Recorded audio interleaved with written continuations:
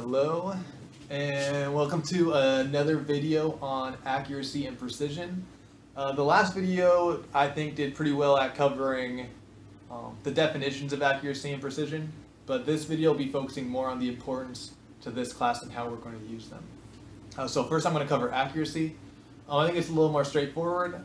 We're just trying to be as accurate as we can in our measurements, meaning that we're just trying to be as careful as we can to get to the exact true value in those measurements. So being accurate just means being as careful and close as we can when measuring. Being precise is slightly different. When we think about being precise, we have to be choosing the right tool. We want to be using the most precise tool that we possibly can. So what I have in front of us are different pieces of equipment that we use in chemistry that all hold liquids.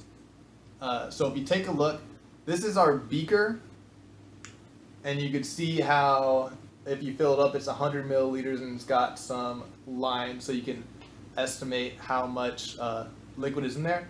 But you can see this is only plus or minus 5%. So it's not going to be a super precise way of measuring.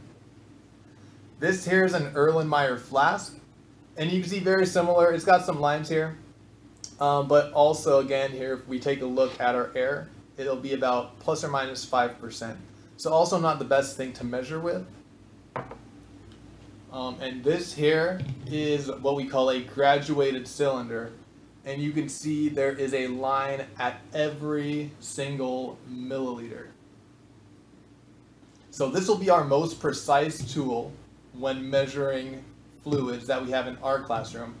And you can see you can get to the nearest milliliter and be able to be very accurate at the nearest milliliter.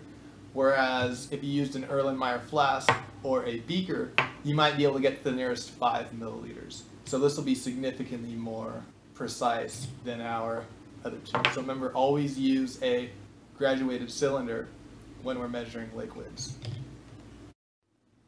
When we want to measure mass in class, what we are going to use is a scale. So we have an example right here. This is a digital scale. And here we have a balance, or you can call it a mechanical scale. And if you take a look at the precision of each of them, you may think that the digital scale has more precision because it's shinier, and it's got batteries. But in reality, our digital scale can give us the, excuse me, it can give us the mass to the nearest gram, whereas our mechanical scale over here can give us our mass to the nearest 0.1 gram. So if I was measuring this little widget right here, and I put it on this scale, it says, I don't know if you could read that on the screen, but it says 21 grams. And I put it on this scale. First, we have to make sure it's balanced. You can see it's perfectly balanced right now. So once I put this on, I know it's going to be right around 20 grams. So I'll put 20, and I'll move this over towards 21. And I can see it's slightly, ever so slightly lighter than 21 grams. So it looks like it is right about 20.7 grams. So both of these are really good at measuring mass. When you want to be even more precise, I would use the more precise tool, which is our mechanical scale.